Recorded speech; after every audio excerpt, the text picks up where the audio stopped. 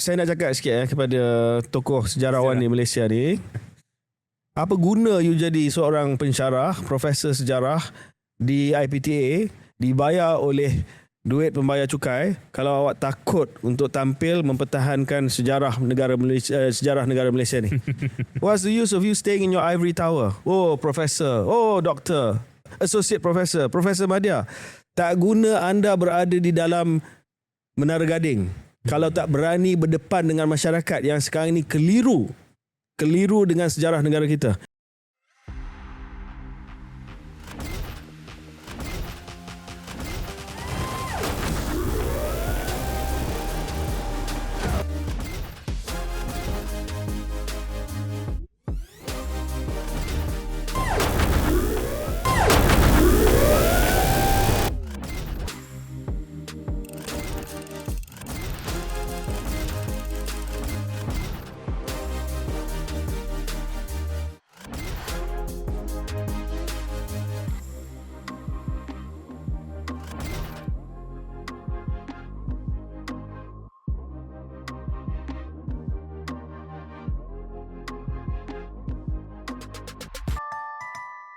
Jintel.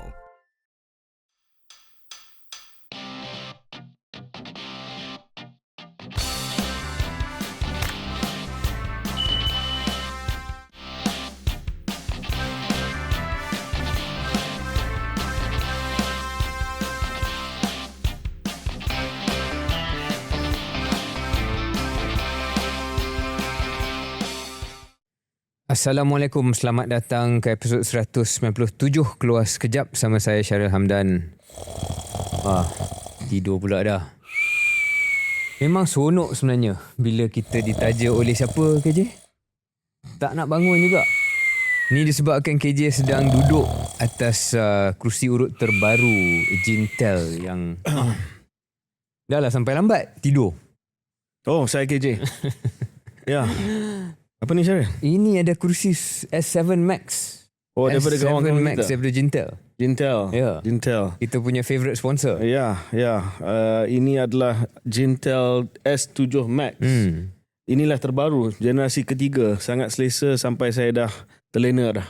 Dan dia sangat sesuai untuk bukan hanya kerusi urut biasa tapi dia ada elemen-elemen tertentu yang mungkin membuatkan KJ lebih cepat lena daripada kerusi-kerusi urut Jintel yang sebelumnya. Sebab dia ada ciri-ciri untuk orang yang dah berumur kan. Saya tak habiskan ayat tu lah. Saya ada kesedaran diri yang tinggi. Saya tak membenarkan anda habiskan ayat itu. Anyway, this is the third generation massage chair. Stretch robot AI yang pertama.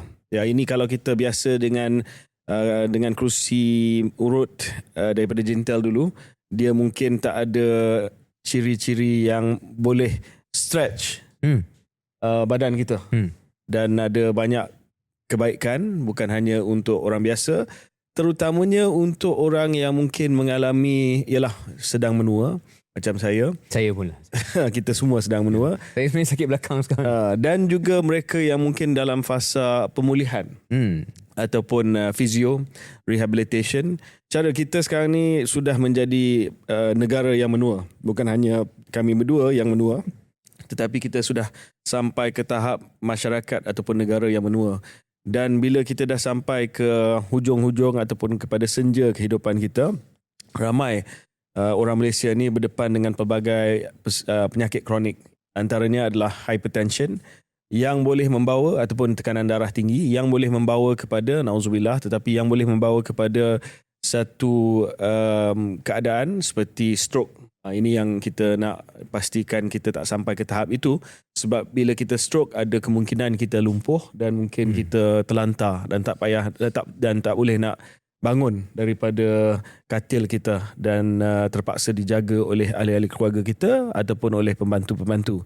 So, apakah ciri-ciri yang ada dalam kerusi ini, Syaril, iaitu Jintel S7 Max yang boleh membantu mereka yang menghadapi keadaan tersebut yang memerlukan satu latihan fizio? Dia banyak berkisar dengan teknologi bi-stretch. Teknologi bi-stretch di mana regangan kaki yang berasingan. Biasa kalau kursi urut Gentel yang lain, dia dua-dua kaki kita lock dan dia akan ikut sekali lah. Tapi ni dia ada boleh, saya nak cuba setting sekejap sambil bercakap ni. Satu boleh dipanjangkan. Satu boleh dipanjangkan, satu lagi dia lock. Jadi dia mirip seperti fizio lah, macam KJ sebut tadi. Pemulihan biasa siapa yang pernah melalui, kalau tak berusia sangat pun mungkin ada kecederaan dan sebagainya, familiar kot dengan di mana kadang-kadang fizio kita akan tekan dan tahan satu belah supaya dia boleh stretch satu lagi kaki, dan mesin ini cuba stimulate benda yang serupa lah. So renggangan satu kaki ni membantu terutamanya untuk hip muscle kita lah. Dan secara khususnya renggangan otot iliopsoas. Ini lebih kurang kita punya hip muscle, ataupun sebahagian daripada otot yang ada di pinggang kita, dan ia boleh meningkatkan flexibility sendi melebihi ataupun hampir 30%, 27 hingga 30% sesuai untuk individu yang duduk ataupun berdiri dalam tempoh yang lama, di mana mungkin kita punya otot dah tak berapa diaktifkan, dan otak kita pun tak boleh nak memaksa otot tersebut untuk bergerak seperti mana dahulu. You lose the muscular activity there. Dan ini membantu memperbaiki posture dan juga penjajaran badan kita. So kalau kita buat contohnya tanpa kerusi massage ini, kita biasa buat kalau kita pergi yoga dan sebagainya, iliopsoas stretch, ya. Iliopsoas stretch boleh kita tunjuk di punya grafik. So kalau dengan guna kerusi ini, mungkin untuk mereka yang tak boleh nak buat stretch ataupun ada kekangan mobility, boleh buat atas kerusi ini. Dan apa juga Syaril yang ada dalam kerusi ini yang boleh membantu dari segi fizioterapi ataupun fizio? Dia dilengkapi dengan AI robot coach yang saya sebenarnya sebelum KJ sampai dah cuba test lah. Kalau tengok saya sekarang ni, inilah bukti by stretch ni. Dia tengah lock sebelah kanan saya dan dia tarik sebelah kiri. Dan kebetulan saya menjadi tokoh pedal, tetapi telah cedera sikit semalam KJ. Dah berusia. Jadi bangun hari ni dalam keadaan belakang saya agak tight lah dan sakit. So sesuai sangat hari ni kita ditaja oleh Gentel. Saya sedang melalui dan merasai apa ertinya apabila by stretch itu, macam KJ sebut tadi, dia iliopsoas. Saya dapat rasa lah dekat pinggul saya ni. Dia tengah tarik untuk cuba melonggarkan the tightness yang saya hadapi sekarang. Okey, selain daripada itu, kalau kerusi-kerusi yang lama, teknik urutan dia lebih kurang 6 hingga 8 teknik urutan lah pada kerusi urut yang biasa. Ini ada 19 teknik urutan. Jadi bukan hanya dia mempunyai satu teknologi untuk membolehkan satu by stretch di mana renggangan kaki bebas dan berasingan yang pertama, dia juga ada teknik yang pelbagai. By the way, untuk teknologi renggangan kaki bebas ataupun berasingan yang pertama ni dikenalkan, pihak Gentel dia tanya expert dalam bidang massage ni, iaitu Datuk Seri Master Chris Leong, senaman kayuhan dan renggangan dan urutan. Sebab saya minat yang ini, Syaril, sebab saya tokoh basikal. Kalau Syaril tokoh pedal, saya tokoh basikal. Dan ada satu modul juga, iaitu cycling stretch, dan cadangan terbaik untuk dewasa yang mengalami kelemahan lutut atau masalah sendi lain. Dan ini membantu orang juga yang kurang bersenam, sakit otot selepas bersenam. Ini adalah low impact, tak payah kita kayuh dengan basikal, tetapi kita guna kerusi ini dan ia akan simulate kayuhan basikal. Dia akan ada resistance dia lah, tetapi gerakan teknik urutan dia adalah sesuatu yang mengikut movement kayuhan basikal. So sangat menarik kalau kita guna ini untuk program cycling stretch yang dapat meningkatkan flexibility dan pergerakan sendi, membantu mengurangkan kekakuan dan ketegangan otot, dan membantu mempercepatkan pemulihan otot selepas bersenam. Apa yang menjadi offer? Adakah kita dapat ini free ataupun adakah kita nak sediakan untuk discount code bagi pengikut dan juga penonton Keluar Sekejap? Seperti biasa, Gentel dengan Keluar Sekejap ada kerjasama. Berpisah tiada, kerjasama yang rapi. Jadi untuk kali ini Gentel dan melalui Keluar Sekejap Pendengar KS ada special rebate sebanyak 3,000 terhad kepada 50 pelanggan pertama saja. Ini sempena dengan apa ni? Ini sempena dengan sambutan Hari Ibu. Wow. Sempena dengan sambutan Hari Ibu. Promosi trade-in pun ada. Maknanya kalau dah ada kerusi Jintel yang lama sebelum ni, boleh trade-in untuk dapatkan Saya ini. nak trade-in saya punya ni. Saya pun nak kontrak. betul. Saya nak trade-in Tapi saya mungkin punya kita ni. punya nisbah lagi kau sikit kan. Nanti kita bincang off camera. Sekali lagi dapat percuma urut mesin Miki kaki yang sebelah kanan saya ni, tengah-tengah kita ni. Okay. Dan cushion urut mudah alih edisi terhad yang bernilai RM5,276 dapat percuma dua perkara tersebut. Untuk info lanjut, anda boleh hubungi WhatsApp Hisham di talian ini 016 750 0998 016 750 0998. Saya tak pasti Hisham ni berojinggo ke tidak, dia ambil commission, side commission, tapi Hisham nama dia ya. Okay. Kalau betul tak terkejut sangat juga. Ya. Kita punya KSX pun dia dah jadi affiliate antara affiliate gold affiliate lah. Ya. Okey, kita akan balik kepada Jintel nanti selepas kita buat segmen yang pertama. Kita mula dengan episod kita, Syaril. Kita mula dengan episod kita KJ. Kita nak mulakan dengan follow up kot daripada perbincangan lama kita bersama dengan Tan Sri Rais Yatim dalam episod yang sudah berkenaan dengan krisis politik Negeri Sembilan.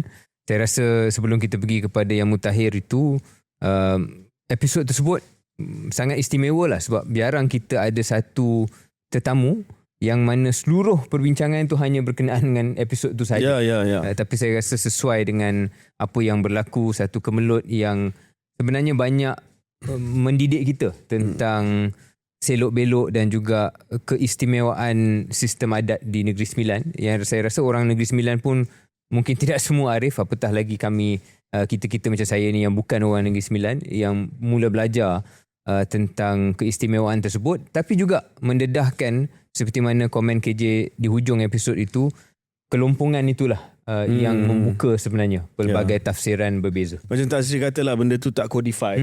Macam perlembagaan UK, ramai yang mungkin tak tahu, tidak ada written constitution of the United Kingdom. Tidak ada perlembagaan United Kingdom yang bertulis. Ia lebih kepada convention ataupun custom dan juga interpretasi mahkamah yang membuatkan perlembagaan UK itu wujud. Wujud dalam segi dia tak wujud lah secara fizikal. Tapi saya sebelum kita dive in kepada kedudukan di Negeri Sembilan, keadaan di Negeri Sembilan ni, saya tertarik juga dengar pandangan Syaril. Saya rasa dalam sistem perlembagaan dan kerajaan mana-mana negara, saya rasa tak sangat sesuai kalau kita serah kepada custom ataupun apa yang berlaku sebelum ini, convention, dan juga kepada keputusan mahkamah. Bagi saya lah, sistem dekat United Kingdom ni agak pelik. Dan kita nampak dalam krisis adat di Negeri Sembilan ini, benda-benda yang tak tertulis dalam undang-undang tubuh, ada kelompongan dan ini menimbulkan masalah. Saya rasa lebih baik kita tulis semua ni kan dalam satu undang-undang yang codified, ataupun saya rasa tak perlu. Saya tidaklah mahu meromantikkan sangat sistem custom ataupun convention ini. Dia lebih kepada, kalau bertulis pun KJ, saya khawatir kita akan letakkan satu harapan yang terlalu tinggi kepada apa yang ditulis, kerana ini adalah peraturan dan undang-undang dan ialah peraturan ciptaan manusia. Dan bila dicipta oleh manusia ni, sepatutnya dia sentiasa ada flexibility untuk dievolusikan mengikut masa. Dan salah satu untuk mengevolusikan perkara yang dulu kita anggap sebagai cast in concrete ataupun dah set dan boleh diubah adalah melalui pentafsiran-pentafsiran baru yang sesuai dengan keadaan semasa.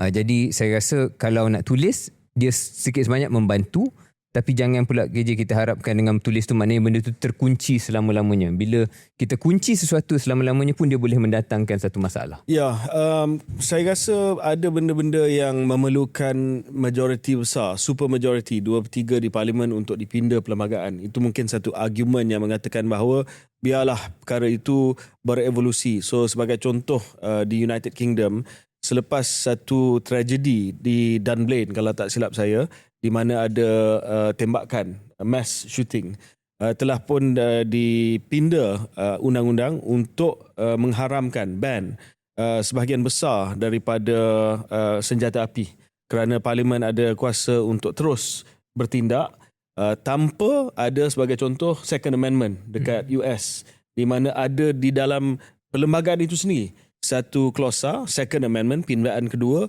yang memberi hak kepada setiap warga negara Malaysia untuk Malaysia pula Amerika Syarikat untuk memiliki senjata api. That's the example you're saying lah. Yes. So kalau dia tak codify dalam constitution, bukannya undang-undang biasa yang memerlukan pindaan 2/3 majority, maka susahlah untuk berpindah sesuatu yang asas dalam perlembagaan. Saya rasa di Amerika Syarikat salah satu sebab mereka tidak boleh selamat daripada tembakan yang berlaku tahun demi tahun ini adalah disebabkan mereka tak ada parti yang akan, tak ada Senate yang ada 2/3 yang akan boleh pindah perlembagaan tersebut. Betul. Ya. Tetapi walaupun saya rasa perlu ada sesuatu yang bertulis, terutamanya bukan perkara yang melibatkan constitution, tetapi perkara-perkara peraturan untuk menentukan sesuatu. Saya rasa itu poin Tan Sri Rais. Contohnya di luar masing-masing tidak ada peraturan yang bertulis berkenaan dengan bagaimana seorang undang itu boleh diturunkan, boleh dinaikkan. Itu semua adat ataupun customary. So ada pro dan kontranya, dan saya rasa tugas untuk pakar perlembagaan, pakar undang-undang, pakar adat khusus Negeri Sembilan untuk memastikan bahawa ada jalan keluar dari segi benda-benda yang tak bertulis ini. Sebab bukan kali pertama ini berlaku, Syaril. Banyak kali dalam sejarah Negeri Sembilan ada satu contestation berkenaan dengan kedudukan especially undang luar-luar ini.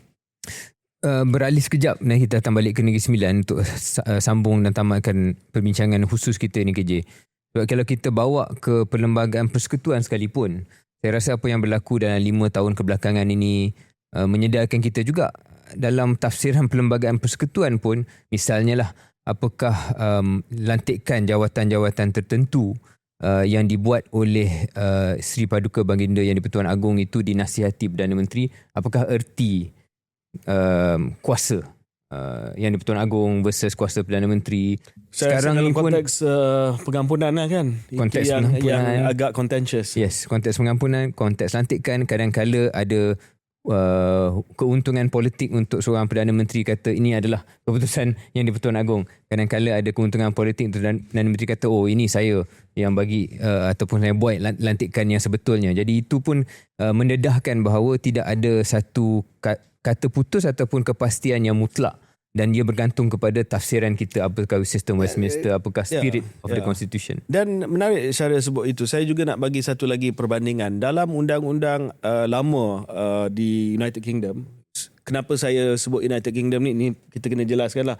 KJ dengan Syaril minda mereka dijajah, kenapa rujuk kepada England. Untuk makluman pendengar dan penonton KS yang mungkin tak berapa banyak ikut soal undang-undang dan politik, sistem kita memang sistem Westminster. Asas sistem kita adalah sistem Westminster. Antara negara lain yang ada sistem Westminster, sistem yang asasnya adalah sama dengan UK adalah Malaysia, Singapore, New Zealand, Australia, Canada, mungkin India juga. India has a Westminster system also. So memang undang-undang awal kita pun ditulis dalam bahasa Inggeris. So Undang-Undang Tubuh Negeri Sembilan is in English. Definitive text of Undang-Undang Tubuh Negeri Sembilan is in English. Sebab tu bila dia rujuk tu, MB rujuk dalam kenyataan dia pun in English juga. Yeah. I mean, we don't have to discuss the pro and cons. It just is what it is. Tetapi beza contohnya di UK, Syaril, menarik, you'll appreciate this. Jawatan Perdana Menteri tidak dirujuk dalam undang-undang awal. Sebab undang-undang awal tak ada pun jawatan Perdana Menteri. Jawatan Perdana Menteri ni hanya diadakan by convention sebab raja dia, the monarch in the UK, must appoint the person who commands the confidence of the House of Commons. So selepas itu barulah muncul peranan Perdana Menteri. Dan beza dengan Malaysia adalah di dalam perlembagaan kita jelas disebut Perdana Menteri Malaysia, ya. Dan jawatan timbalan Perdana Menteri di Malaysia pun tidak ada dalam perlembagaan. Itu by convention. Sama ada Perdana Menteri nak pilih ke tidak, dia sebut Perdana Menteri dengan menteri saja. So itu adalah sesuatu yang tertulis, codified in the constitution, Prime Minister and Minister di Malaysia. Tapi timbalan Perdana Menteri adalah sesuatu yang convention, by convention. Macam kat UK jugalah kadang-kadang ada, by kadang-kadang UK, tak ada. by UK tidak perlu ada pun timbalan Dan jarang Perdana ada Menteri. sebenarnya. Jarang dia ada Perdana Menteri. Okey. Balik kepada isu yang adalah. Ya. Ya, jadi dalam seminggu selepas atau semenjak rakaman kita yang sebelum ni, nampak ada pergerakan-pergerakan yang saya pun kurang pasti KJ. Apakah dia sekejap ke kanan, sekejap ke kiri. Mungkin KJ ada pandangan tersendiri, tapi lebih kurang keadaannya adalah sekarang ini terbaru di kalangan UMNO tu sendirilah, di kalangan aduan-aduan UMNO. Mungkin kita mula di situ. Sudah ada, dikatakan saat hari ini adalah pertemuan antara Biro Politik UMNO dan Pakatan Harapan untuk cuba bincang apakah jalan keluar daripada kemelut ini, dibawa ke mesyuarat Majlis Perundingan Pimpinan Kerajaan Perpaduan dalam masa terdekat juga. Tapi kalau kita lihat kepada kenyataan ataupun penjelasan Datuk Seri Jalaluddin alias di Konvensyen 80 tahun UMNO yang mana KJ sendiri hadir, beliau menyatakan secara terbuka, dia mengulangi bahawa UMNO Negeri Sembilan dah hilang keyakinan terhadap kepimpinan Menteri Besar dan menekankan bahawa ia berpunca daripada pelanggaran garis merah melibatkan kedaulatan perlembagaan, hak bumi putera dan institusi raja-raja. Jadi dia kembali kepada hujah ruji UMNO lah, perlembagaan, bumi putera, raja-raja. Dan lebih khusus bagi Negeri Sembilan, mendakwa Menteri Besar telah mencampuri urusan institusi adat yang melibatkan Undang Yang 4 dan Yang di-Pertuan Besar tanpa rundingan dengan UMNO. Dan yang paling utama sekali barangkali terkini, UMNO Negeri Sembilan ditegaskan sanggup jadi pembangkang sekiranya prinsip parti terus diketepikan dalam kerjasama dengan PH, dan keputusan menarik sokongan sebagai berasaskan prinsip perjuangan dan bukan untuk kepentingan jawatan dan kuasa. Jadi ini yang terkini dan ini yang konsisten dengan kenyataan ataupun infografik yang dibuat sewaktu saya komen dalam episod yang lampau. Dan nampak ia satu usaha untuk memastikanlah bahawa UMNO tidak ataupun kesan politiknya tidak negatif kepada UMNO, tapi macam saya sebut dalam episod lepas, saya khawatir agak terlambat lah.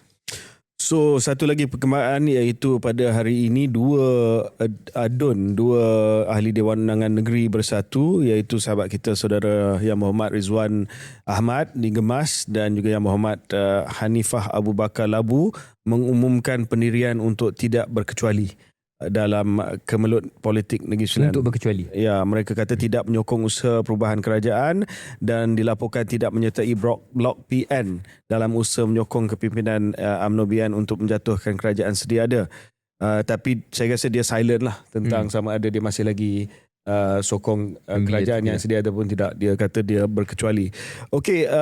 Tapi bermakna kalau dengan dua penarikan itu tidak ada parti yang ada lebih daripada 17 lah. Ya, betul. Sekiranya PAS menyokong ataupun PN PAS menyokong UMNO, kedudukan berpotensi menjadi betul-betul hang parlimen 17-17. So apa option yang ada ya Syaril? Jom kita discuss sikit option yang ada dan saya akan bagi pandangan falsafah saya tentang perkara ini. Jadi senario dia pertama boleh buat ujian keabsahan di DUN. Itu last.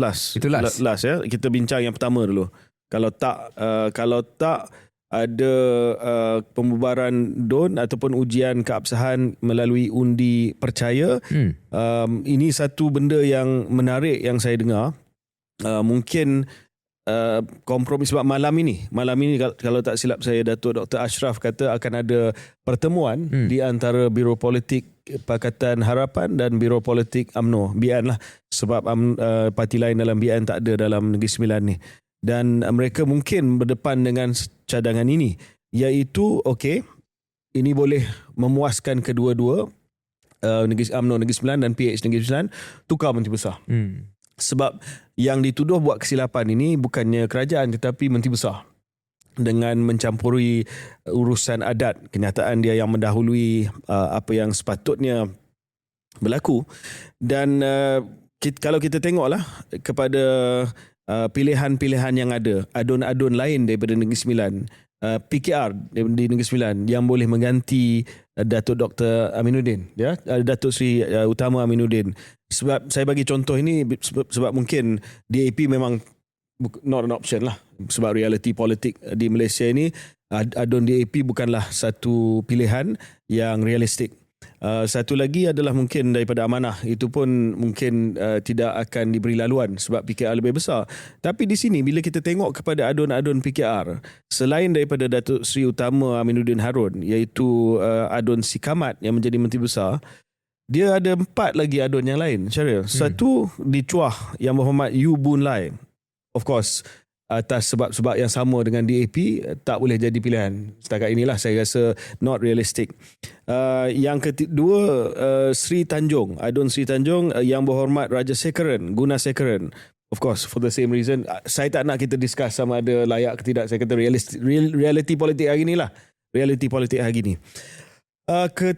Ketiga, Yang Berhormat Tengku Zamrah binti Tengku Sulaiman, dan adun pilah Yang Berhormat Nur Zunita Begum binti Muhammad Ibrahim. Again, I'm not going to go why non-Malays and women cannot be the Menteri Besar, but is it realistic under the present circumstances for them to be Menteri Besar? I think it's hard lah. Yeah, I think it's hard.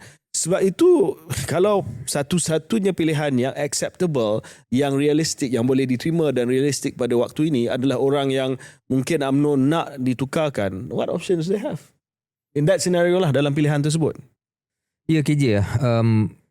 Satu, saya rasa Menteri Besar yang datang daripada Bukan Melayu tu macam disebut tak realistik. Bukan boleh ke tak boleh, tapi tak realistik. Wanita Melayu not so sure, KJ. Manalah tahu ini boleh jadi. Never been done before. Never been done before, but I think less unlikely daripada a non-Malay MB to begin with. But mungkin yang lebih dan yang paling realistik walaupun juga memerlukan kompromi besar adalah adun Kelawang, iaitu adun Amanah, Datuk Bakri, yang Melayu, lelaki dan daripada Pakatan Harapan walaupun bukan PKR. Dia kalahkan kawan paddle Syaril, Danny. Oh, dia kalahkan Danny. Dia kalahkan Timbalan Presiden Persatuan Paddle Malaysia lah. Jadi itu pencapaian yang agak hebat sebenarnya. Tapi secara seriusnya, mungkin itu yang macam KJ sebut tadi adalah itulah cara sama ada untuk, PKR bagi laluan lah. sama ada PKR bagi laluan, tapi itu yang mungkin boleh save face untuk kedua-dua belah pihak lah. I like the term save face lah. Jadi UMNO tak rasa macam dia buat something lepas tu macam fail. Jaga air muka lah. Dan PKR pula tak pula boleh dituduh, ataupun Pakatan Harapan lah tuduh bahawa oleh penyokong sendiri bahawa anda telah dikalahkan ataupun terlalu give in kepada UMNO. Jadi itu salah satu sebab saya rasa boleh jadi itu penyelesaian dia.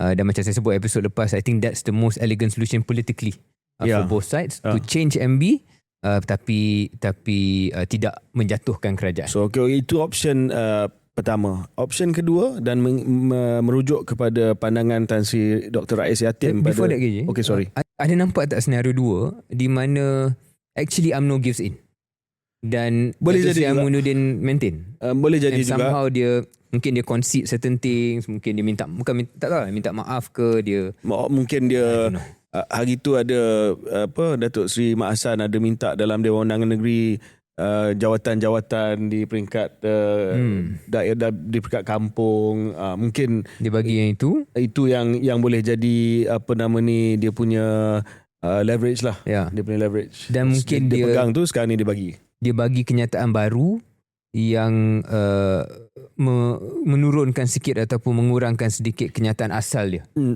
Saya rasa itu berkemungkinan senario yang tak mustahil lah, yang saya rasa probably right at the top lah of the options yang kedua-dua Datuk Seri Zahid dan Datuk Seri Anwar kehendaki pada malam ini. Sebab kalau keputusan itu, maka mereka akan kata I did something for you and I've done something untuk timbal balas kepada anda juga. So dari segi menjaga stature dan hubungan pengurusi masing-masing, pengurusi PH dan pengurusi BN, saya rasa itulah cara yang mungkin paling boleh diterima oleh mereka berdua. Because to be fair, kita lupa satu benda ataupun tak sebut tadi. Kita ada institusi yang di-Pertuan Besar sendiri.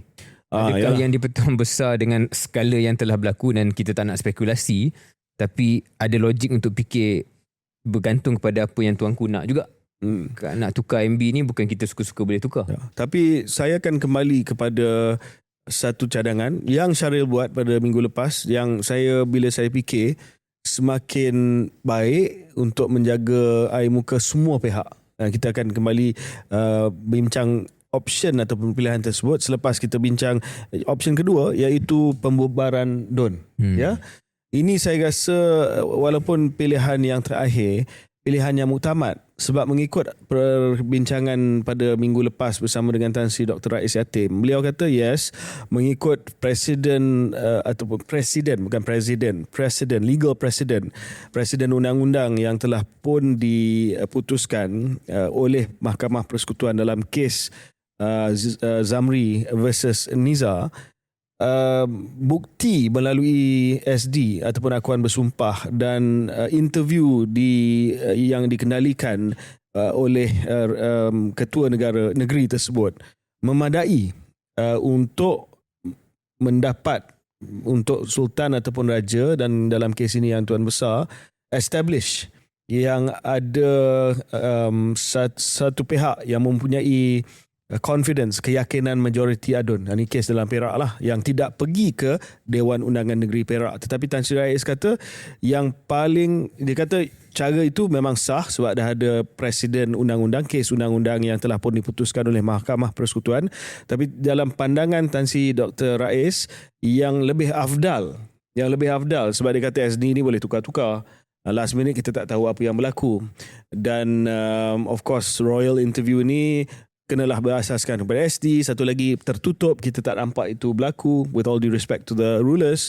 So yang paling sah, yang paling afdal lah adalah apabila ianya diuji di lantai Dewan Undangan Negeri melalui satu undi ataupun usul kepercayaan terhadap Menteri Besar di dalam Dewan Undangan Negeri, dan jelas untuk semua melihat sama ada dia masih lagi kekal mendapat keyakinan daripada majoriti adun ataupun tidak, ya.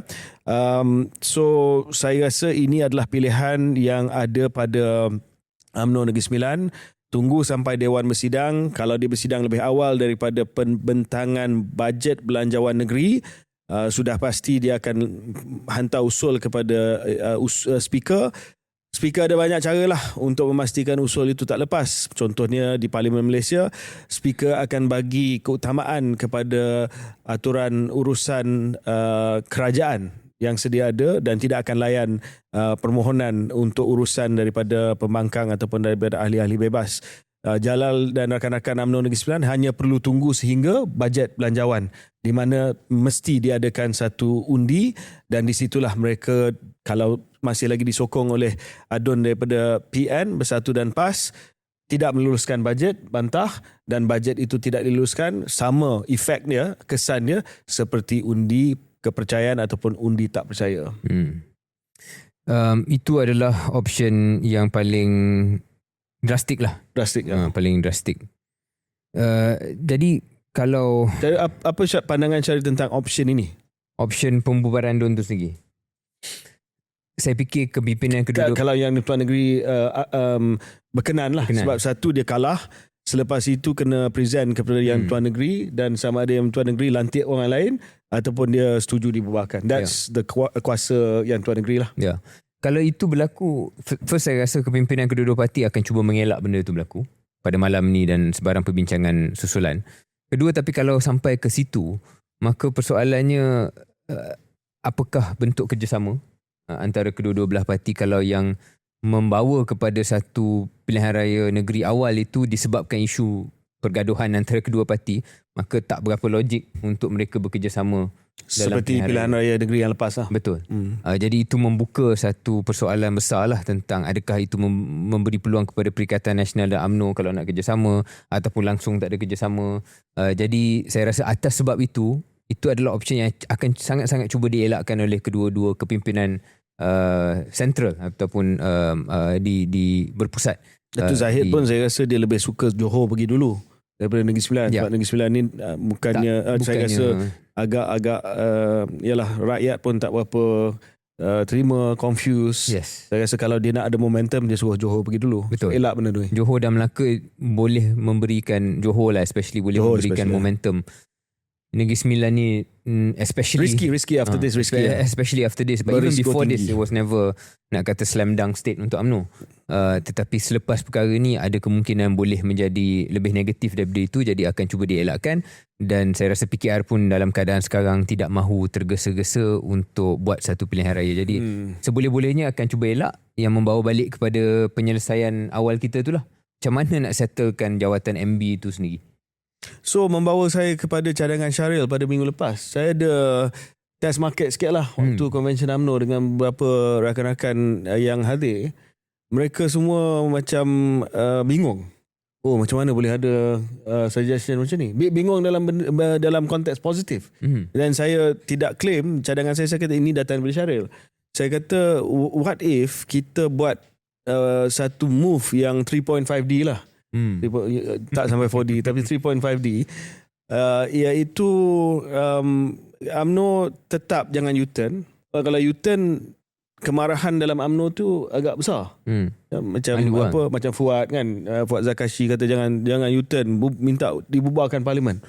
Kalau bubarkan parlimen ada risiko macam Syaril kata tadi. Kita tengah play it out, right? So saya cakap Syaril kata why not kita jangan U-turn, terus menyatakan bahawa kita tidak sokong Aminuddin lagi atas sebab yang kita mention tadilah, campur tangan dalam adat dan lain-lain. Tetapi kita jadi pembangkang, biarkan dia mentadbir sebuah kerajaan minoriti. Maknanya PH kurang majority, tapi dia yang paling besar lah, if they are alone, sendirian.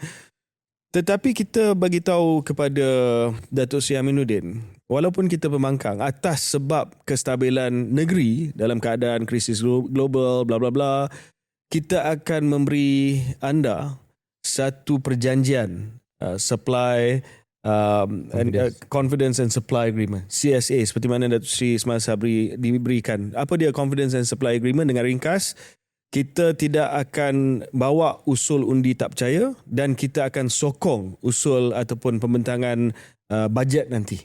Dan awak tadbirlah sampai habis penggal, sampai tamat penggal Dewan Undangan Negeri.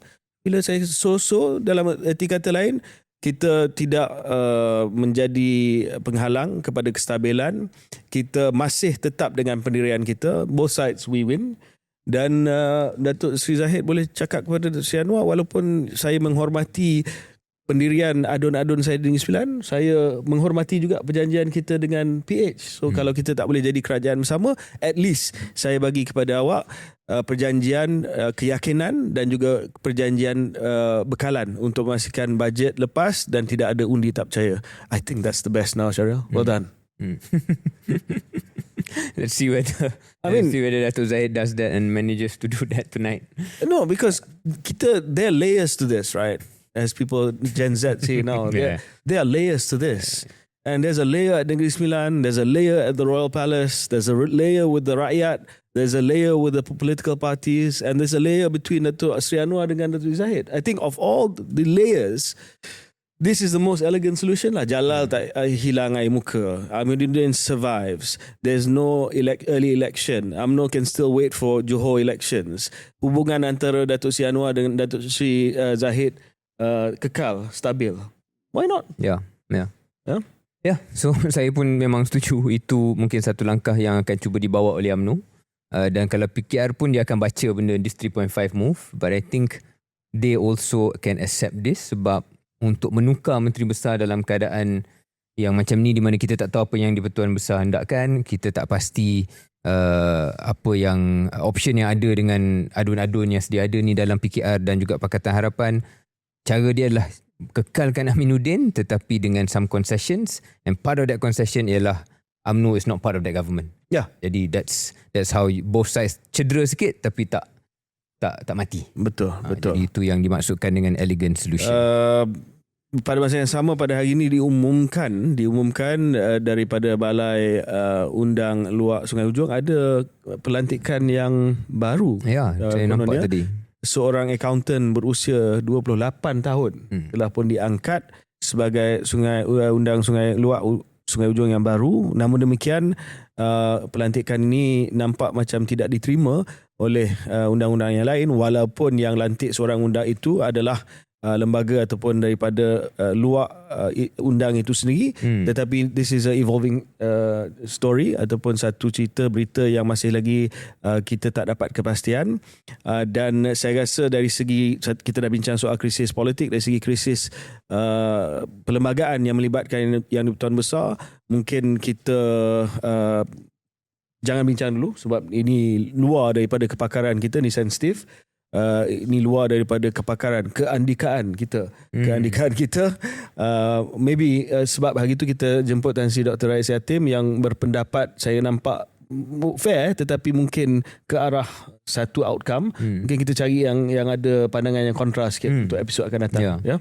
Dan lebih umum KJ, saya rasa krisis institusi dalam Negeri Sembilan ni dan krisis adat ni akan lebih berpanjangan daripada masalah politik yang kita bincang tadi. Ya, pasti. The political issue ni akan diselesaikan antara dua parti. Hari ni saya rasa malam ni. There will be some resolution, tapi situasi dengan jawatan undang itu, semua itu saya rasa akan ambil masa yang lebih lama lah untuk dileraikan. Syaril, sebelum kita pergi ke break, saya nak tanya satu soalan juga, dan saya nak kita bincang perkara ni 5 minit saja.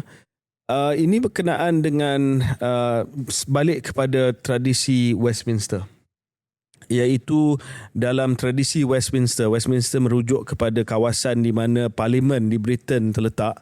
Sebab itu kita sebut Westminster system, yang kita pakai, yang Australia pakai, New Zealand pakai, India pakai, Canada pakai, kebanyakan negara-negara yang satu ketika dahulu dijajah oleh England lah, Britain, dan boleh bercakap bahasa Inggeris.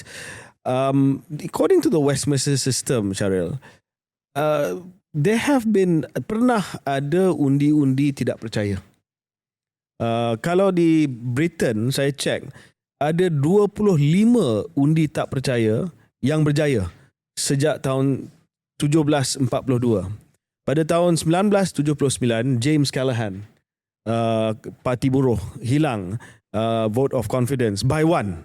Dan itu menyebabkan pembubaran parlimen dan pilihan raya diadakan, di mana kita melihat Parti Konservatif menang dan Margaret Thatcher dijadikan Perdana Menteri. Selain daripada itu, Ramsay MacDonald 1924 hilang vote of confidence dan diadakan pilihan raya di mana Konservatif came back to power. Dah ada 25 example. Canada 6. Ya, Australia pun ada juga. Saya tak pernah dengar di England sebagai contoh, di mana bila adakan satu vote of confidence, kalah Perdana Menteri dan terpaksa ada pilihan raya, oh, this is tebuk atap. You know, dia tak panggil di sana, this is tebuk atap, cannot. You know, dia kata, well, this is the convention of parliament. Memang boleh diadakan.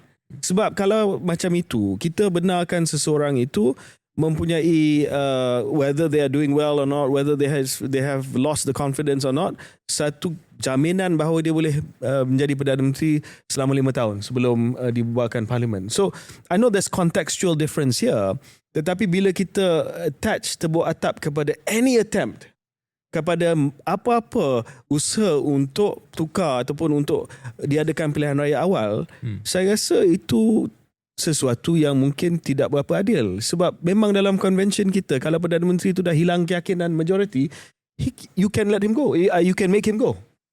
I think apa yang KJ sebut tadi, contextual difference is exactly it lah. Sebab dari segi hujah teknikal KJ itu 100% betul. Dan itu adalah sistem Westminster dan itu adalah sistem parlimen. Kalau tidak, apa fungsi ahli parlimen, apa itu semua, saya rasa rakyat Malaysia kalau mengamati tak lama pun dia boleh faham benda tu. Dia semua berbalik barangkali kepada kali pertama ia benar-benar berlaku di peringkat nasional adalah apa yang dia orang panggil langkah Sheraton. Dan itu berlaku walaupun Perdana Menteri sendiri waktu tu yang letak jawatan dan satu gabungan baru perlu bangun untuk untuk mengambil alih pentadbiran kerajaan, dan itu hujah yang selama 2 tahun lebih KJ dalam UMNO kita kena cuba jelaskan benda tu. Tapi tak boleh lari daripada hakikat untuk kebanyakan rakyat Malaysia, terutamanya mereka yang menyokong PH 2018 yang menurunkan BN dalam PRU tersebut, ada rasa pengkhianatan lah. Dan pengkhianatan itu, kalau ia pun ada, bukan datang daripada Barisan Nasional atau pembangkang PAS. Dia datang daripada dalam Pakatan Harapan itu sendiri. Tapi kehebatan naratif hujah Pakatan Harapan waktu itu, dia boleh menggunakan elemen pengkhianatan itu sebagai satu senjata melawan kepada pembangkang yang sepatutnya tak bersalah pun dalam hal ni. Sebab kerja pembangkang bila you dah jatuh, kita kena isi lah. Ya. But they managed to win that argument. Dan terpahat dalam minda rakyat Malaysia sekarang ini adalah ahli-ahli politik tebuk atap untuk mengambil alih kuasa, membelakangkan mandat rakyat. That is a narrative. Dan sampai hari ini naratif itu belum boleh sepenuhnya dicuci ataupun diperbetulkan dengan nuansa. Apatah lagi KJ dalam politik Malaysia ni, nuansa ni bukan satu benda yang ada lah sekarang ni. Dia ada mutlak. Sama ada you are with me or you are against me. That's the political temperature. Saya ada pengharapan yang lebih tinggi sikit. Mungkin dalam masa 5 tahun akan datang. This is a process kot for Malaysians and demokrasi kita untuk mematangkan diri, untuk memahami. Kalau seorang Perdana Menteri itu tidak mendapat sokongan, ada buat kesilapan ataupun tidak lagi disokong oleh the coalition partners, untuk menjatuhkan seorang Perdana Menteri itu tidak salah. But to get there, I think perlu melalui satu proses di mana penggal ini lengkap. Because you got to remember KJ, the pengharapan penyokong Pakatan Harapan apabila rejim BN itu jatuh, lepas tu dia dapat 2 tahun je. Dia rasa tu tak selesai. Perjuangan yang tak selesai. Yeah. Biarlah lengkap penggal ni 2022 ke 2026 ke 2027 ke, then I think that story is done. But I think that kalau sekiranya betul, Britain pernah cuba membawa stability tersebut. Dia telah melaksanakan fixed term parliament di bawah David Cameron. Tetapi fixed term parliament maknanya dia kena melengkapi 5 tahun lah, dan tarikh pilihan raya itu pun dah diberikan awal seperti mana tarikh pilihan raya di Amerika Syarikat. Tetapi it was actually tested at the right time sebab Brexit dan ketidakpuashatian sebahagian besar daripada ahli-ahli parlimen di Britain atas prestasi Perdana Menteri terhadap post-Brexit itu ataupun referendum itu. Yeah. That was one of the reasons why that particular law ataupun fixed term parliament was abolished. Sebab orang kata, if you did something that we really don't like, seperti referendum Brexit hari itu, then we don't want you to serve until the end. Somebody else, sebab Cameron was a Remainer, lepas tu Johnson menang, kalau benda ni berlaku pada masa depan, we want the option to call a vote of confidence and to call for new elections. Yeah. So that's the point. I think that is a bit counter to yours. Dan secondly, Syahrir sebut undi ataupun Westminster test of Westminster confidence ini berlaku pada tahun 2018, Sheraton Move. I think that is exactly why, itulah sebab dia ramai rakyat Malaysia agak was-was dengan pertukaran ataupun pembubaran parlimen dan juga usaha untuk buat usul tak percaya ni. Sebab bagi mereka itu adalah memori yang sangat-sangat, bagi sebahagian lah, adalah memori yang sangat pedih. Dan mereka attach itu sebagai Sheraton Move, maka tebuk atap lah dia punya branding cantik. But actually the Sheraton Move was not the first no confidence move. There were 2 before in Malaysia. 1961 di Terengganu, first vote of no confidence. Undi tak percaya yang pertama yang berlaku di Malaysia tahun 1961 di Terengganu. Di mana selepas pilihan raya 1959, PAS, now known as PAS, dulu Pan Malayan Islamic Party, menang Dewan Undangan Negeri Terengganu. Dan ada Menteri Besar Datuk Muhammad Daud Abdul Samad. Tetapi Barisan Nasional Perikatan pada masa itu telah pun bekerjasama dengan beberapa ahli Dewan Undangan Negeri daripada PAS. 2 PAS telah pun beri sokongan kepada Perikatan BN, dan selepas itu MB Datuk Muhammad Daud Abdul Samad terpaksa letak jawatan. Sultan ada formal vote of no confidence. Ada formal vote of no confidence di situ. Sultan Terengganu Duli Amah Mulid dan telah melantik pemimpin daripada Perikatan Tan Sri Ibrahim Fikri sebab oleh Menteri Besar baru tanpa pilihan raya yang baru. Dan satu lagi adalah kes yang besar lah, Stephen Kalong Ningkan. Dia adalah Ketua Menteri pertama Sarawak pada tahun 1966. Ada satu kerajaan yang telah pun ditubuhkan, namun atas sebab-sebab tertentu ada ketegangan dengan kerajaan persekutuan, termasuk terutamanya reformasi kepada undang-undang tanah dan juga Bornianization of the civil service. pada tahun 1966 sekumpulan pemimpin Sarawak daripada perikatan hantar surat kepada governor mengatakan bahawa mereka tidak ada keyakinan terhadap Khalonning Khan, dan governor minta Khalonning Khan letak jawatan. Dia tak setuju, dan dia menyatakan bahawa keyakinan itu mesti diuji di lantai Dewan Undangan Negeri. Tetapi governor pada waktu itu pecatkan Khalonning Khan anyway, dan telah pun melantik seorang ketua menteri yang baru, Pengulu Tawisil. This is the legal precedent yang Dr. Rais Yatim referred to pada episod yang lepas. Khalonning Khan sued and won in the High Court. The hakim pada masa itu kata yang di-Pertuan Negeri, governor tak boleh pecat atau buang mana-mana ketua menteri sekiranya tidak ada formal vote of no confidence dalam Dewan Undangan Negeri Sarawak. Selagi tidak ada, and that was of course added upon Zamri punya Nizar dan Nizar punya case. So apa yang saya nak, and then of course dalam case Sarawak ni sangat-sangat complicated lah dia punya ending dia. Kerajaan Persekutuan telah pun umumkan satu pengisytiharan darurat di Sarawak. They amended the constitution untuk memberi Governor Sarawak satu kuasa untuk summon the State Assembly, untuk dipanggil sidang Dewan Undangan Negeri. Anyway, it's complicated, but the point of the matter is that saya rasa oleh kerana in living memory di kalangan kita yang masih lagi hidup ini, kecuali orang yang dah berumur sikit, mereka equate pertukaran kerajaan ini dengan Sheraton move. Oleh demikian, dan of course the Sarawak case is also dramatic, tetapi tidak bermaksud bahawa tidak boleh ada undi tak percaya. All these cases are quite dramatic in fact. Tetapi kalau kita boleh amalkan bahawa, even without your suggestion Syaril, that should it meet the right threshold untuk kita mengelakkan cabaran yang remeh, frivolous attempts to remove the government, the Speaker of Parliament is important lah to determine. Contohnya kalau a significant majority dah kata dia dah hilang keyakinan terhadap Perdana Menteri, he should consider that dan allow at least a vote to happen. No, I think you're absolutely right. It's just like I said, my main point KJ adalah the political environment tu lah. Iklim politik dan juga situasi politik itu hanya akan boleh terima apa yang KJ terangkan ini selepas dia rasa dia dah lengkap satu penggal yang mana kita ubah, dan ini kalilah semua benda dah selesai. Selagi benda tu tak selesai, dan kalau kerajaan ini cut short disebabkan apa yang dipanggil sekali lagi tepuk atap, ia hanya akan memanjangkan sinisme. Ataupun satu lagi suggestion, kecuali kita membenarkan dia habis penggal, adalah bila dah selesai satu penggal, kita semua duduk semeja dan kita outline what is the way that you can that we can all agree. Provision dalam Westminster system ini boleh dibuat. Selagi itu tak ada, saya rasa bila tafsiran itu berbeza-beza, di situlah akan muncul tuduhan tepuk atap. So we all agree, okay, we have a convention. Dalam kes seperti ini, apabila speaker is satisfied, whatever, then you can do that. That's the only way. Kalau kita setuju dengan the rules of engagement.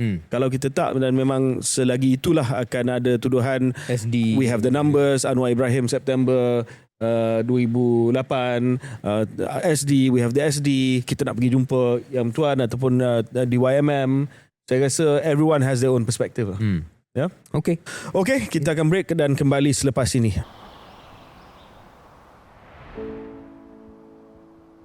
It's not just one day. It's every single day. The small things repeated over time. Most people don't notice it at first, but the body does. And over time, it carries everything. So when she finally stops, it should feel right. Understanding her body. Adjusting without her needing to say a word. Releasing what's been building. Stretching what she never had time to. Supporting her completely. All this time, she never stopped. Maybe it's time. Every day, she's taken care of.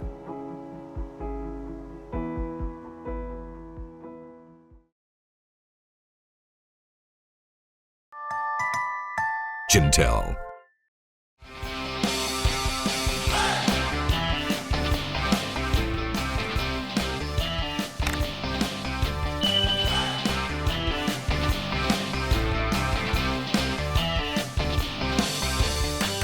Selamat kembali ke episod 197 KS bersama dengan saya KJ dan juga Syaril Hamdan.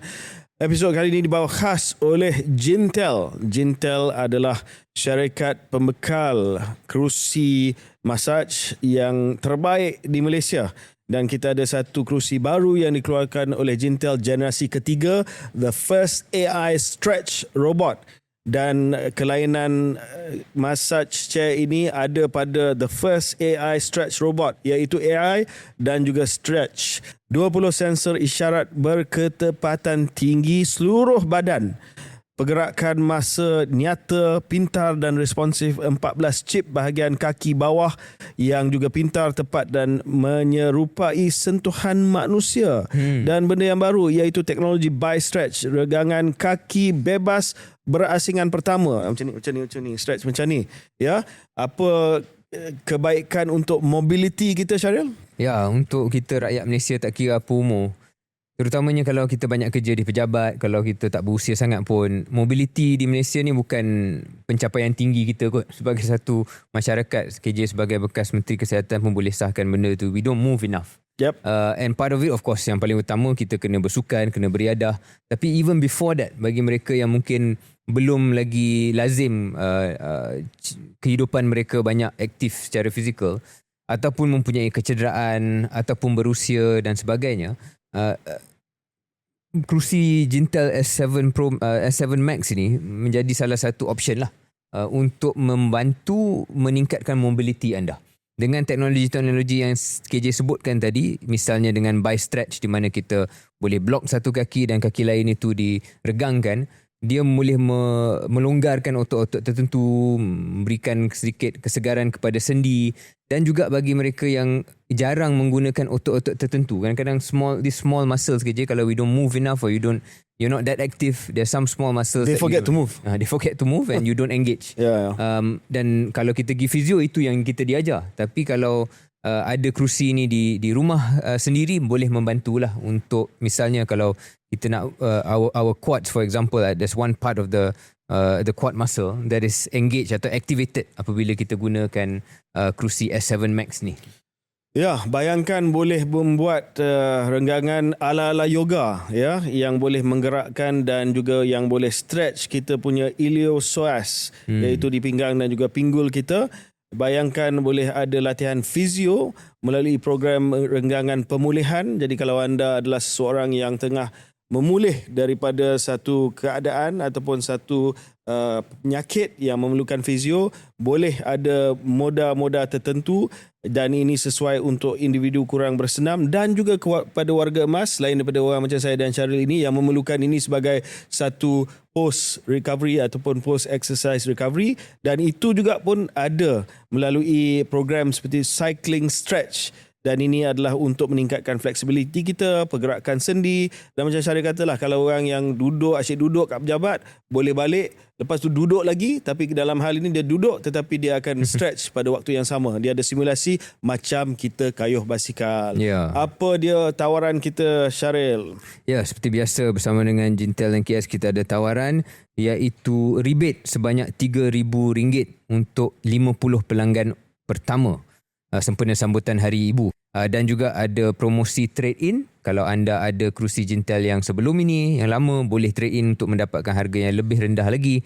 Dapat pula percuma miki kaki urut mesin di tengah-tengah kami ini, dan juga cushion urut mudah alih edisi terhad yang nilainya lebih RM5,000. Dan yang kita lupa sebut tadi, KJ, adalah jaminan. Jaminan pulangan wang dalam masa 3 hari. Jika anda dah dapat kerusi ini, tak puas hati, boleh kembalikan secara selepas menerima stok dalam tempoh 3 hari. Jarang kita jumpa produk besar macam ni yang bernilai tinggi, yang diberi jaminan 3 hari, kalau tak puas hati boleh kembalikan, ya. Dan untuk info lanjut, sila WhatsApp Hisham di talian 016 7500 0998. Okey Syaril, kita nak satu segmen lagi. Satu apa yang berlaku pada hujung minggu ini? Telah berlangsung dia convention KJ. Rave ke convention? Oh, rave pun ada. Ya. Ada rave, parti apa? Parti air. Parti basah. Ya. Di Bukit Bintang. Saya nampaklah gambar tapi saya tak pergilah. Saya tak mengunjungi walaupun. Tapi saya terkejut 200 juta. Katanya MOTAC, Kementerian Pelancongan dan Kebudayaan kata hasil program itu dia punya total tourism spend yang kita terima ada 200 juta. 200 No. juta. Ya. How? I don't know. Does that work? I don't know.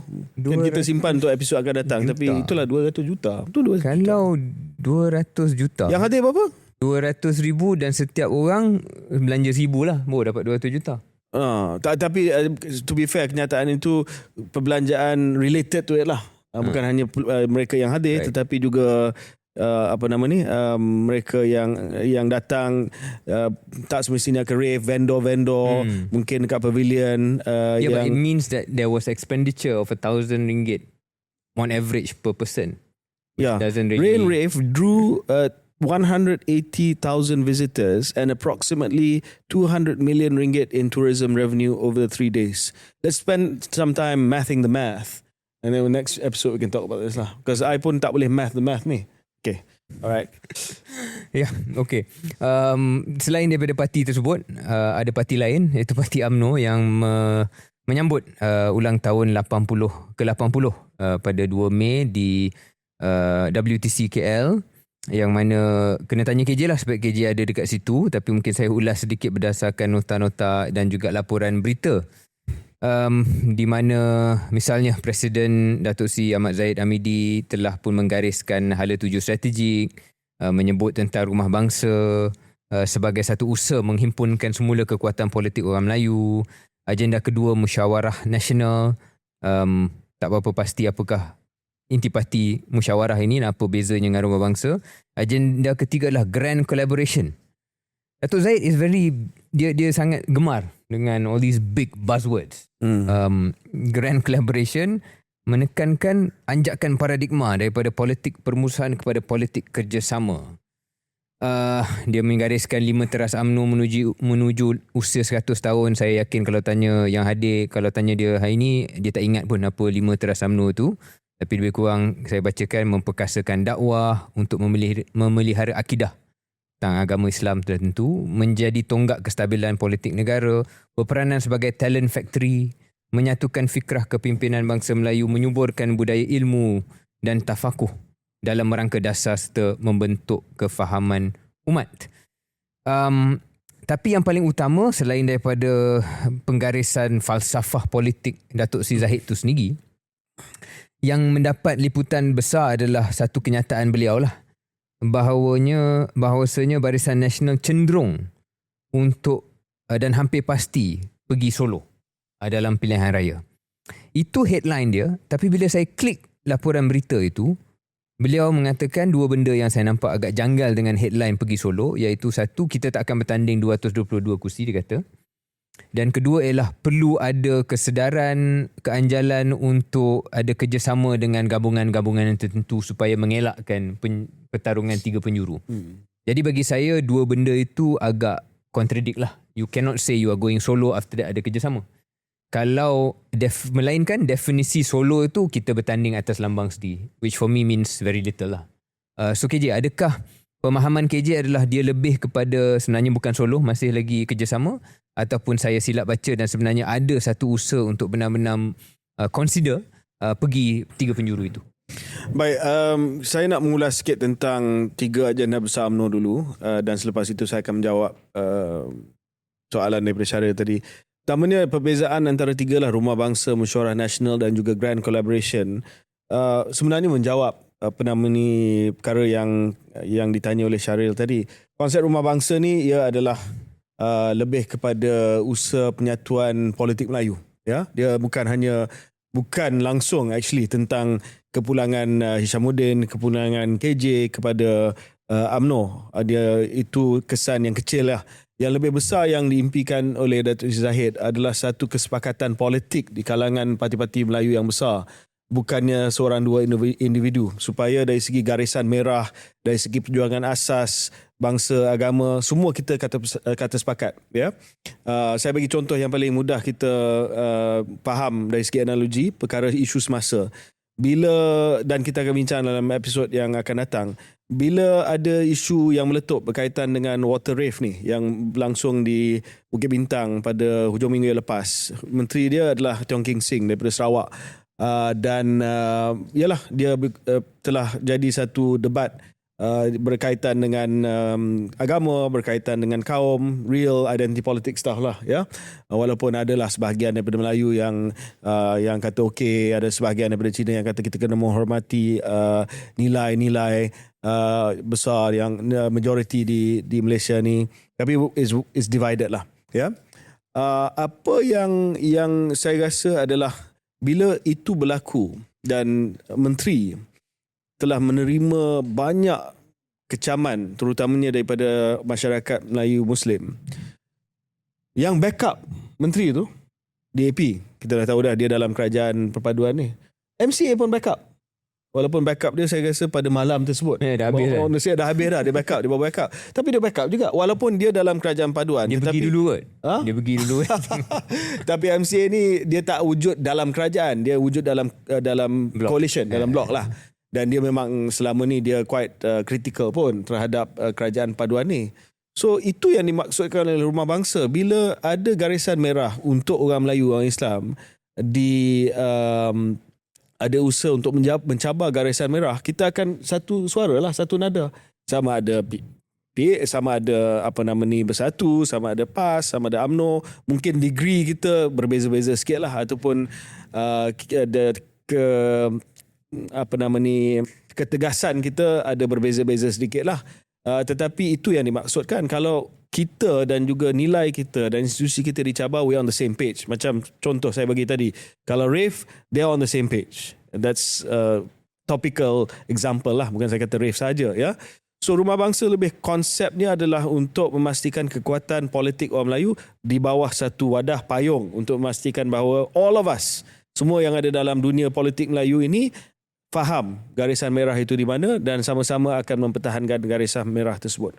Musyawarah nasional ini adalah lebih kepada dapat penglibatan daripada mereka yang tidak ada di dalam arena politik. So, usaha ini dipimpin oleh Tan Sri Abdul Ghani Osman, bekas Menteri Besar Johor, dan mandat yang diberikan oleh parti UMNO adalah untuk Tan Sri uruskan semua orang Melayu dan juga aktivis Melayu yang ada di luar gelanggang politik seperti NGO, cendekiawan, artisan, ilmuwan, penulis, untuk memastikan bahawa ada musyawarah nasional yang bermula daripada Melayu ni dan expand kemudian kepada semua bangsa dan kaum yang lain yang tidak berada di dalam arena politik. Ketiga adalah apa yang saya sebutkan tadilah, grand collaboration, supaya kita beralih daripada politik permusuhan kepada politik kerjasama. Ingat tak satu ketika dahulu Syaril, Datuk Seri Saifuddin Nasution datang ke sini dan dia asyik sebut perkataan keanjalan, flexibility politik. Ini keanjalan tu dalam bahasa yang lebih gah adalah grand collaboration lah. Boleh kerja dengan ini, boleh kerja dengan itu. So itulah maksudnya keanjalan ataupun optionality yang ada pada UMNO. UMNO boleh bekerjasama dengan PH, tak ada masalah. UMNO mungkin boleh bekerjasama dengan PN, tak ada masalah. PN dengan PH, not so. Kita kunci dan fulcrum kepada grand collaboration tersebut. So dalam konteks itulah Syaril, bila Zahid ataupun Datuk Seri Zahid sebut berkenaan dengan Go Solo, at the moment it can mean anything. Dia boleh bermaksud bahawa kita bendera kita sendiri, ataupun ia boleh bermaksud bahawa bendera kita sendiri kita bincang sebelum pilihan raya dan kita dah ada pack sebelum pilihan raya, macam pilihan raya negeri pada tahun 2023, atau boleh jadi pilihan raya umum tahun 2022. Kita pergi masing-masing 3 penjuru di Semenanjung dan kita bincang kemudian. So bagi saya hampir pasti Go Solo is actually believable, because dalam kedua-dua contoh, kalau pergi dengan PH pun pada tahun 2022-3 pilihan raya negeri, Selangor, Negeri Sembilan, Pulau Pinang dan sebagainya, still under BH, Solo. But we've talked already. Kalau tahun 2022 solo, tapi kita bincang kemudian. Itu yang maksud dia, keanjalan dia. So ulasan pertama saya ialah ini buktilah bahawa bila ada ura-ura bahawa KJ akan lebih peranan dalam UMNO, ini adalah cara untuk menerangkan dan menjelaskan. Saya tak minat jawatan nak terangkan ni, saya tak. Oh, tak minat lah. Sebab saya rasa jarang saya dengar semana-mana tokoh UMNO yang dapat, yang sebelum KJ masuk balik ni, yang dapat menjelaskan lah ataupun cuba menjelaskan apa sebenarnya posisi parti tersebut di luar. Jadi baguslah kalau KJ Saya KS. Tetap KS, tetapi membolehkan, membuktikan ini cara dia untuk jelaskan. Tapi setelah KJ menjelaskan, saya nak bagi ulasan saya pula lah. Ulasan saya KJ lah, sebenarnya bila saya imbau balik Datuk Zahid punya kepimpinan dalam UMNO ni, dia ada beberapa sifat lah. Pertamanya ialah kemampuan beliau untuk mencetuskan perbincangan dan menjadi buah mulut orang yang minat politik. Yang tak minat politik, dia tak kisah pun. Sangatlah, ya. Tapi yang minat politik akan tengok apa yang dia sebut ini dan membuat 1001 spekulasi. Dan saya rasa semakin lama saya fikir, semakin saya rasa itu sebenarnya disengajakan. Dan kedua ialah bukan sekadar beliau mampu untuk mencetuskan percakapan buah mulut. Beliau juga mampu memberi satu message yang ertinya berbeza mengikut lensa anda sendiri. And untuk kita yang memahami benda tu, kadang-kadang benda tu annoying. Dan saya rasa benda tu tak jelas. Bagi mereka yang tak fikir macam saya, terutamanya mungkin ahli dan anggota UMNO yang mempunyai pendapat yang berbeza, cara seorang pemimpin menguruskan perbezaan pendapat dalam parti dia sendiri tanpa dia nak menjernihkan macam itu, tanpa dia nak menjelaskan benda itu, yang mana kalau saya nampak, saya rasa benda itu agak irritating. Tapi cara dia sebagai politician adalah untuk dia cakap, bila dia cakap go solo, akan ada seorang pakcik dekat cawangan tu yang akan duduk semeja dengan ahli-ahli cawangannya dan dia akan berceloteh selama 2 jam. Bercakap tentang Datuk Zahid dah kata dah kita boleh go solo. Jadi kau marah dengan PH ni pun dekat bahagian dekat cawangan memang dia tak respect. Tak apa, kita buat dulu, kita habiskan dulu penggal ni, besok nanti kita lawan lah. Untuk seorang lagi yang mempunyai tafsiran berbeza, dia akan kata kita tak boleh, macam Datuk Zahid kata, kita tak boleh pergi solo 100%. Sebab kalau tengok balik undi, kalau campur undi UMNO dengan campur undi PH ni, kita boleh kalahkan PN. Kita nak ambil balik kursi PAS dan bersatu ni. Daripada satu ucapan yang sama, dia membawa mesej, dua mesej yang sebenarnya bercanggah. Dan selagi politik UMNO itu adalah berkenaan dengan mengurus akar umbi, saya rasa inilah salah satu sifat yang bagi saya tak best.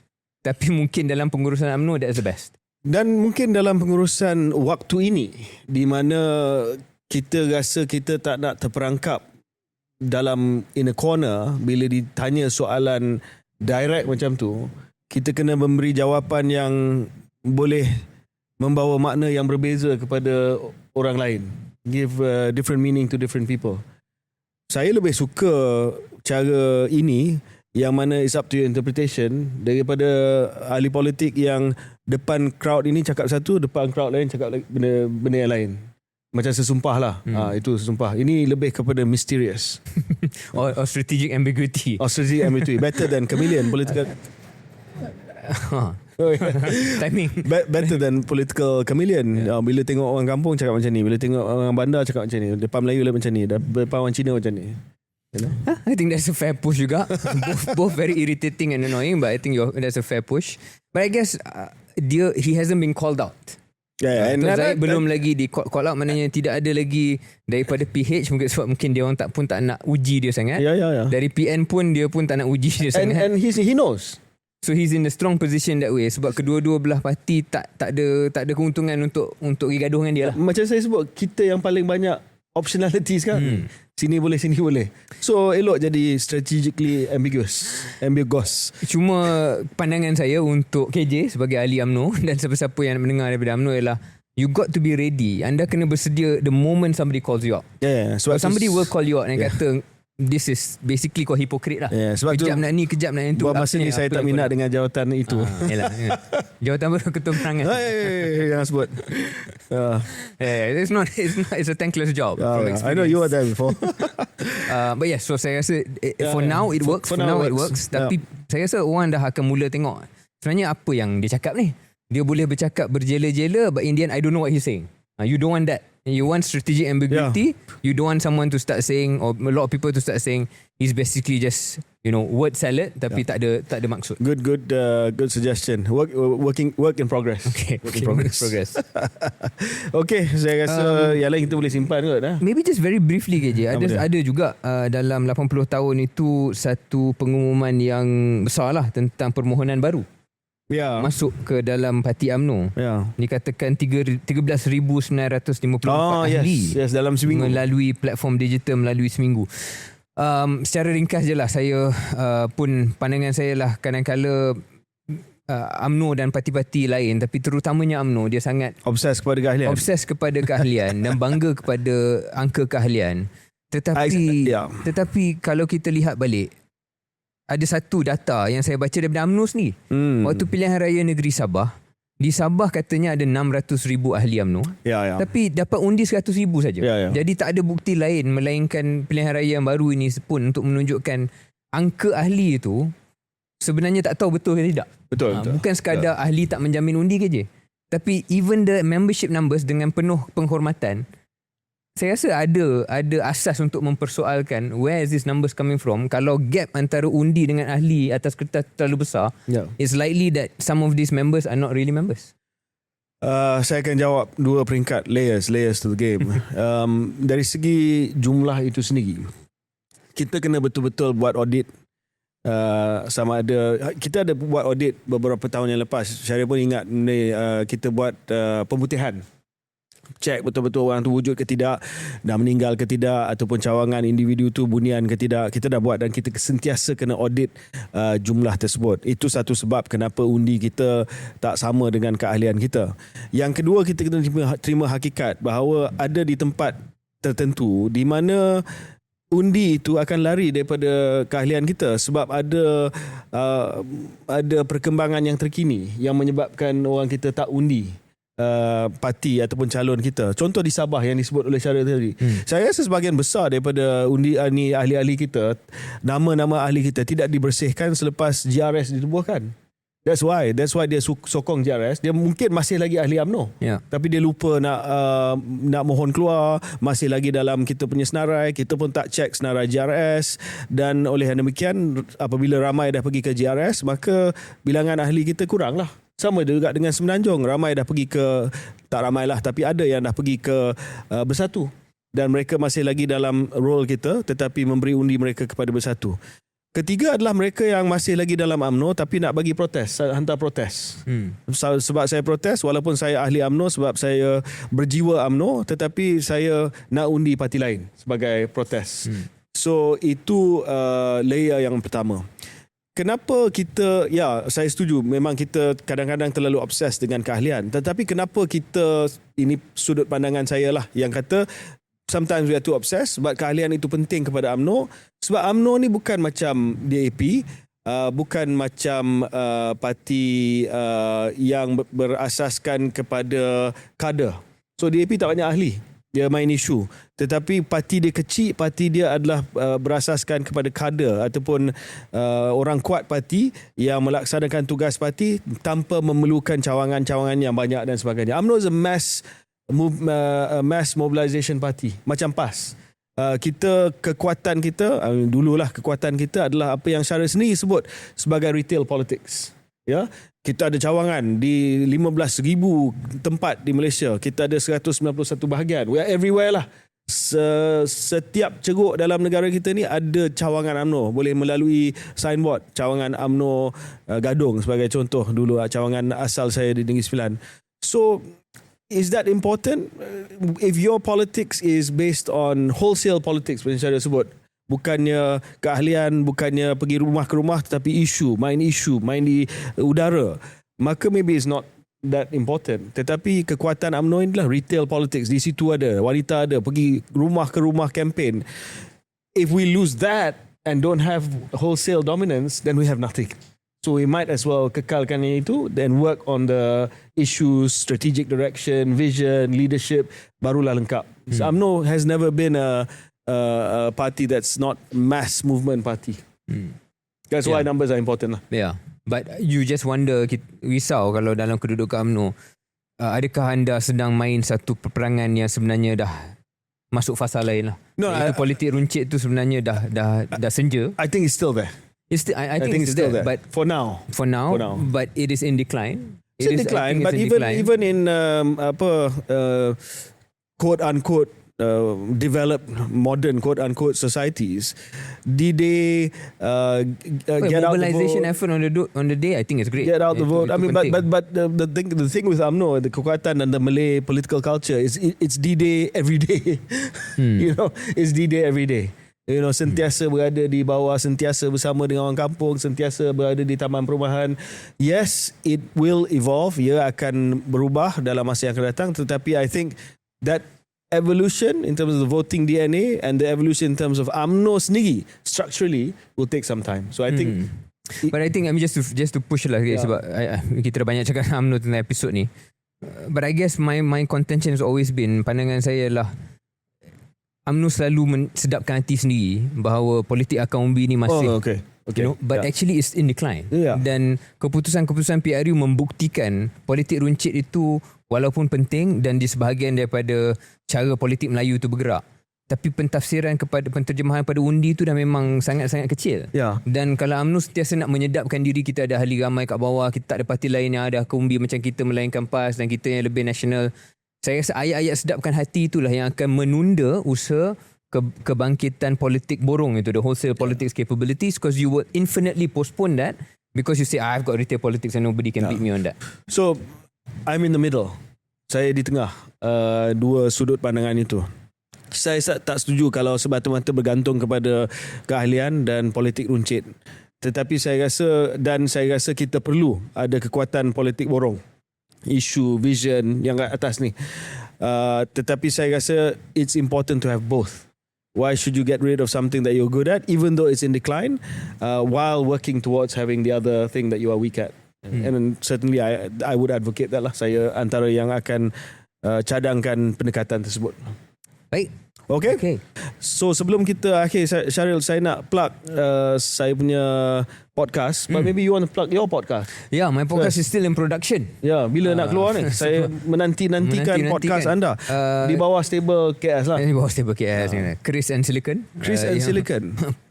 Podcast yang berkenaan dengan teknologi geopolitik dalam bahasa Inggeris, sebab kita cuba nak capai audience yang berbeza. Tapi episod pertama telah pun dirakam, episod kedua dan ketiga sedang dalam perancangan untuk dirakam, dan tak silap saya mungkin dalam seminggu lebih lagi lah untuk kita produce dan boleh publish dan dimuat naik untuk semua dalam stable KS untuk menyaksikan podcast baru Chris and Silicon. Chris and Silicon. Singkatannya Chris. Singkatannya Chris lah. Chris, okay. So nantikan podcast baru Syaril dengan siapa? Saya seorang dengan guest host lah. Sentiasa ada tetamu. Okay. Chris and Silicon berkaitan dengan terutamanya teknologi yang terkini. Seperti mana Syaril tahu, saya ada podcast sejarah kita. Kita dah rakam saya rasa 10 ataupun 8 episod. Saya nak bagi tahu Syaril, I'm facing a problem. Bukannya kekangan kewangan, sebab banyak duit. Yalah, kita adalah sedikit kan, dan penaja-penaja kita bukannya kemalasan kru kita. Tetapi saya ada masalah, tak ada tetamu. Ya. Banyak tokoh sejarah pun kat Malaysia ni. Ya, tapi malangnya tokoh-tokoh sejarah ni tak nak datang. Sebab? Dia ada seorang tu jawab pada saya baru-baru ni, dia kata minta maaf, tak minat. Bukan tak minat sebab saya. Direct dia bagi. Dia kata macam ni. Dia hantar kepada, bukan saya yang jemput pun, saya punya co-host Edin Ku, anak kepada Tan Sri Koo Kek Kim. Ya. sejarawan yang paling tersohor dalam negara kita, mendiang, yang hantar surat. And this person, tokoh sejarah ni adalah seorang murid kepada Tan Sri Koo Keng Kim. Maaf, saya tak minat, takut salah faham. Saya nak cakap sikit kepada tokoh sejarawan di Malaysia ni. Apa guna you jadi seorang pensyarah, profesor sejarah di IPTA, dibayar oleh duit pembayar cukai, kalau awak takut untuk tampil mempertahankan sejarah negara Malaysia ni? What's the use of you staying in your ivory tower? Oh, professor, oh, doktor, associate professor, Profesor Madya. Tak guna anda berada di dalam Menara Gading kalau tak berani berdepan dengan masyarakat yang sekarang ini keliru dengan sejarah negara kita. Inilah sebab, apa nama profesor tu? UIA? Ya? Inilah sebab Profesor Soleha adalah pakar sejarah nombor 1 di Malaysia. Kerana walaupun dia punya pandangan adalah pandangan yang mengarut, dia berjaya berdepan dengan masyarakat. Dia berjaya jual dia punya sejarah yang mengarut tu. Sebab anda semua penakut. So come down from your ivory tower, all you professors, associate professor in the history department di IPTA semua ni. Kalau tak nak sejarah kita KJ, tak apalah. At least engage dengan orang ramai. Reason sebab sejarah kita dah dipesong dan tak ada siapa minat dalam sejarah, it's because of you. Okay. Saya rasa satu message yang sangat kuat KJ, dan saya faham frustration KJ tu. Kalau boleh saya tambah sedikit dan keluar daripada kepompong sejarah semata-mata. Ni isu dalam Malaysia lah. Ramai individu yang berjawatan tertentu dalam, saya tak nak sebut lah mana kan, yang bila berdepan dengan kamera ataupun bila perlu ada dialog dalam isu-isu yang subjektif. Sejarah ni bukan semuanya fakta semata-mata, dia adalah kupasan. Ada some andaian, some assumptions. Ya, ada politik di situ. Ya. Tapi that's part of life. Dan kalau anda tidak berani dan bersedia untuk menjadi satu rujukan yang akan dicabar, yang akan ditanya soalan, you have to defend your position, then really you're not, anda bukan membantu mengayakan kedudukan intelektual dan kesedaran masyarakat lah. Sebab hanya menulis buku ataupun hanya menaip, hanya tulis blog, hanya tulis artikel, dia sebenarnya one way. Dan bagi saya datang ke podcast, kalau bukan podcast KS sekalipun atau apa-apa podcast kita yang kita buat, datang kepada satu forum dan dialog yang bukan RTM, tak maaf saya sebut, ataupun bukan bernama. Itu adalah, mereka ada peranan masing-masing. Sian Ashwat. Tapi Ashwat maybe can revolutionize change, RTM. He'll change it. I'm quite confident. But still, you know what I mean. Dia bukan medan media yang dah ditapis, yang soalannya dah dibagi sebelum datang rakaman. Not that level. The real level di mana you can have real conversations. Dan itu perlu sebenarnya, bukan hanya dalam hal sejarah, dalam apa-apa saja topik yang berkenaan dengan masyarakat. Okey, sekali lagi terima kasih, dan terima kasih khususnya kepada Jintel yang membawa episod ini. I urge all of you to go to your nearest Jintel outlet. Boleh Google outlet terdekat Jintel dengan anda dan try kerusi urut Jintel S7 Max. Okey, saya akan relax lepas ni.